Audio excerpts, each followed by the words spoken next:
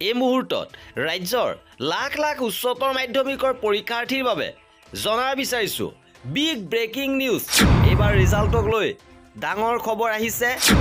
উচ্চতৰ মাধ্যমিক ৰিজাল্ট যেহেতু শিক্ষামন্ত্ৰী মহোদয়ে জনাইছিলে যে মে'ৰ প্ৰথম ভাগতে ঘোষণা কৰা হ'ব, ইয়াৰ পিছতে এটা বিশেষ আপডেট আহিছে যে ৰিজাল্ট এপ্ৰিলৰ ভিতৰতে ঘোষণা কৰা হ'ব।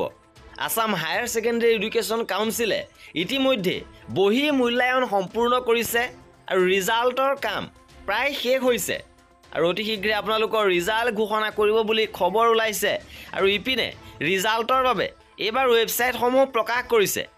ৱেবছাইটসমূহ এনেধৰণৰ acc.assam.gov.in, result.assam.nic.in, indiaresults.com, assamgovernment.com, jagoramjus.com, examresults.net, results.shiksha, vidyavision.com, schools9.com, iresults.net, results.in, exametc.com, assamjobalerts.com, assamresults.in, anycareer.com, assamresults.co.in এই ৱেবছাইটসমূহত এবাৰ ৰিজাল্ট উপলব্ধ হ'ব।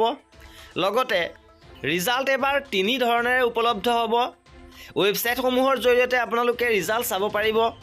তদুপৰি শিক্ষা সংসদৰ ফালৰ পৰা যিটো এপ মোবাইল এপ্লিকেশ্যন প্ৰকাশ কৰা হৈছে, ইয়াত ৰিজাল্ট উপলব্ধ হ'ব।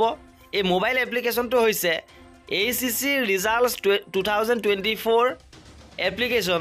আপোনালোকে উপলব্ধ নামেৰে যিটো এপ্লিকেশ্যন আছে ইয়াত আপোনালোকে চাব পাৰিব।